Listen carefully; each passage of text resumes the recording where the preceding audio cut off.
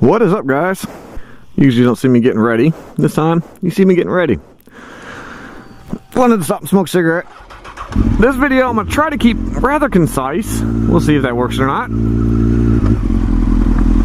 First, I want to say that there is a new subscriber on the channel that I'm a little more excited than usual about. I love all my subscribers. Ooh, I didn't have my zipper. My pocket wasn't zipped.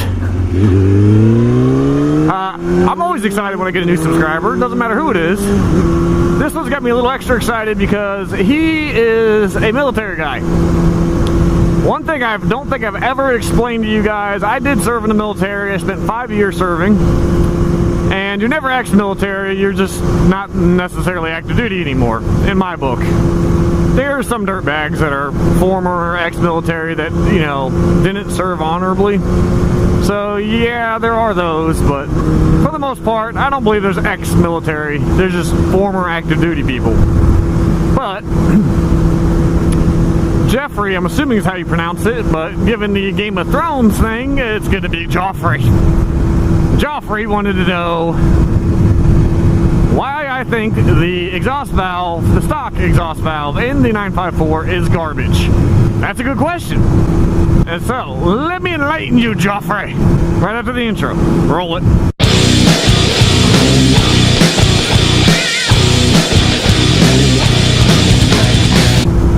Alright, so the nice little exhaust valve. It is I'm going to explain how it works just a little bit and explain why this ends up being garbage. We're going to fast forward in time and rewind back in time, but it's okay, we'll get there. Some engineer at Honda spent a considerable amount of time looking at, I'm not going to get into how exhaust scavenging works, but we'll just say some engineer spent a long time figuring out how this engine's going to work and what frequency the exhaust pulse returning needs to be to scavenge. Oh god, that sucked.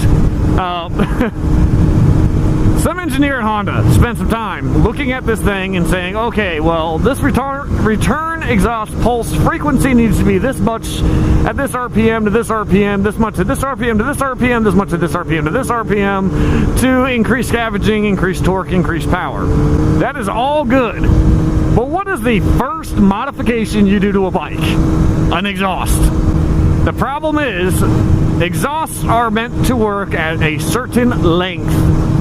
Okay? The problem is, let's say you just do a bolt-on can, not a full system. You have now changed, most likely changed, the length of your exhaust, the overall length. When you change the overall length of your exhaust, you change the frequency of the return pulse that comes back. If you don't know, essentially, your exhaust pulse goes out, hits the end of your tailpipe, and a portion of that, or a certain frequency, returns back to your engine, all the way back to the head.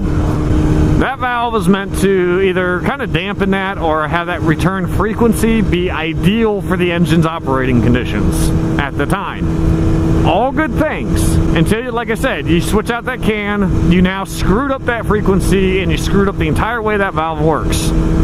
So how do you get around that? You don't. You take the damn thing out. You can wire it wide open, and I think it's position 3, and I don't know exactly how it works, but it's basically one position just mixes your gases, your exhaust gases differently from your cylinders. The next one mixes them again a little bit differently, and the third one I believe is wide open, but maybe not. I'm pretty sure it's wide open though. So theoretically, if you want to get the most performance out of your bike in the top end, you just leave it wide open.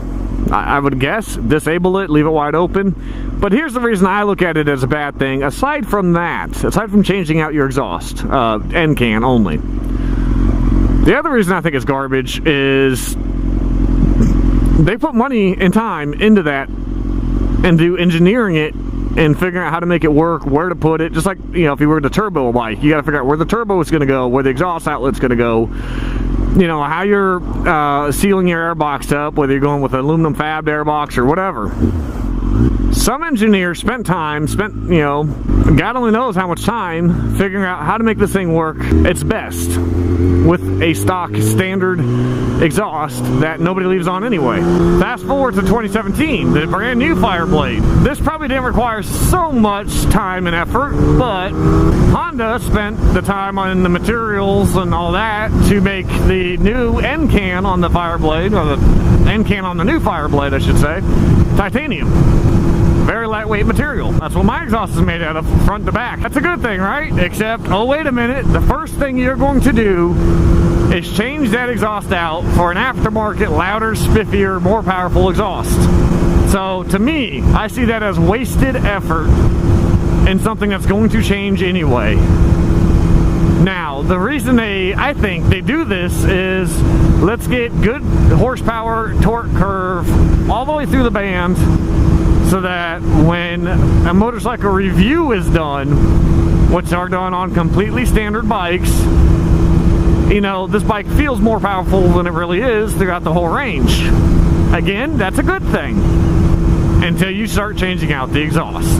To me, it is a good thing that they care. They want to make these things good from the factory. They want to make them lightweight from the factory, but it's wasted time and effort, in my opinion. There you go, Joffrey. There's my explanation of why I think the stock exhaust valve in these things is crap. Just wasted effort. I think it's crap for that reason. It's basically wasted effort, and that wasted effort comes back to you in the final price of the bike. How much are you paying extra because the 2017 Fireblade has a titanium lightweight exhaust? You know, how much are you paying in the end for them to have designed it lightweight and then put the materials into it and then made it lightweight, you know, the actual construction of it? How much could you save off of that bike if it had just been a standard, you know, stainless steel exhaust that would have been lighter or heavier, but who cares, it's getting switched anyway. So there's my thoughts on it. Alright guys, sorry for the sudden change in scenery, but it's for a reason. My GoPro either didn't transfer the file, didn't save the file, or just stopped recording at some point, so whatever. Wanted to just do a quick outro of, you know, my beautiful bike in a narrow angle. If you have a standard exhaust, if you have this your standard end can still, I would probably, or not stand, I mean, okay, one, if you have the standard end can and the standard exhaust, you know, like headers, mid pipe, leave that valve in place, leave it hooked up. Okay, even if you switch to just a bolt-on, you can always tell on the 954s when it's an aftermarket exhaust, because, you know, the end pipe or the mid pipe ends at like this huge thing with a flange on it for you to bolt the new exhaust onto. It's not like a slip-on style like some of the bikes are, where it pretty much looks like that. If you have a bolt-on or you have the full standard exhaust, I would go ahead and leave that valve alone. Let it operate, let it do its thing like it's supposed to. It may, like I said, even with the bolt-on, it may still boost some mid-range and some low-end torque. So if you have a full system, of course, it has to come out. You can leave the servo hooked up to where it thinks it's operating and avoid the mil codes like I have. Since my GoPro stopped recording for whatever reason or didn't transfer the file, I wanted to get a better outro, plus test the angle, the field of view angle, I should say, field of view, to do a better walk around. When I do that walk around, I'm just going to go over a little more in depth of the different mods that I have on the bike, because you can tell she's got a lot of aftermarket crap, so I figured I could go over what I have done. So until then, hopefully I'll get that this week. It's not going to probably be a ride video, but I'll also start her up, give her some revs. Might be able to hear the engine noise that I have going. Still haven't figured that out. Still haven't dug in.